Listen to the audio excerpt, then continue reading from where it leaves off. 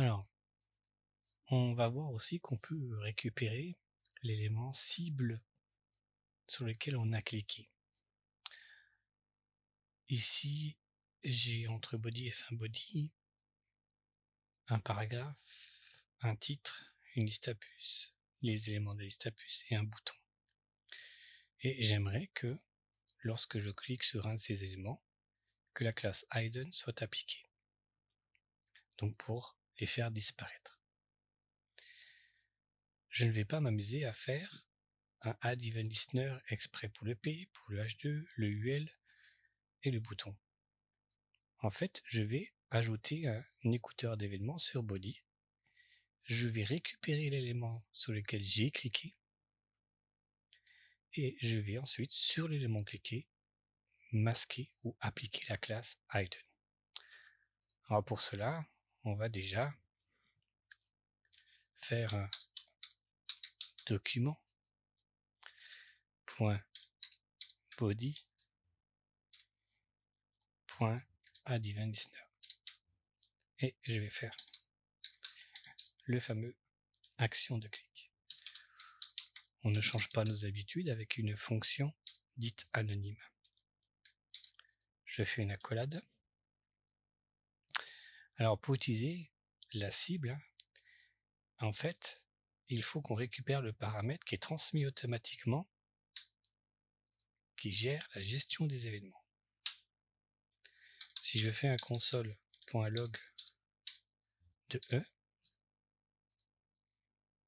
point virgule, alors je vais ouvrir, ma page, je vais inspecter, je vais dans console, j'efface pour que l'on puisse voir ce qui se passe, je clique, voilà, on a récupéré, vous voyez, en fait, comme quoi c'est passé un événement, voilà. Donc après, on peut avoir plein d'infos récupérées avec des actions, on voit par exemple le target, etc. Et puis dans Proto, on a en fait toutes des fonctions qui nous intéressent, qui sont liées. Et nous, c'est le fameux target qui nous intéresse. On le voit bien, donc il est bien présent ici. Donc, on récupère cet objet, d'accord ? On récupère cet objet qui gère l'événement. Donc du coup, qu'est-ce que je vais faire ? Ben, je vais faire une constante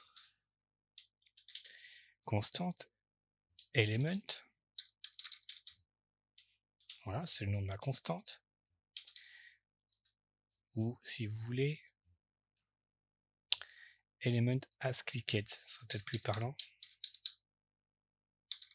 Voilà, element as clicked, comme ça sera peut-être plus parlant. Et là, je vais mettre E point, donc je récupère l'objet que j'ai reçu donc en passage de paramètres et j'appelle target. Donc j'appelle en fait fonction target. Hop, on clique sur l'élément là. Alors, c'est normal, j'ai pas fait de console.log, ce serait sympa de faire un console.log. Console.log de element as clicked.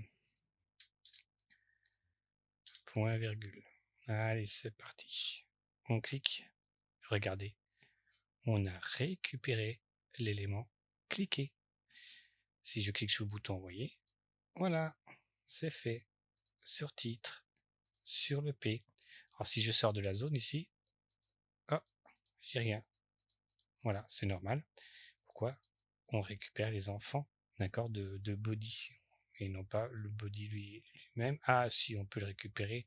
Si, hop, on va bien le chercher un peu loin. Donc on peut récupérer bien sûr le body et parce qu'il fait partie d'éléments cliqués. Donc du coup,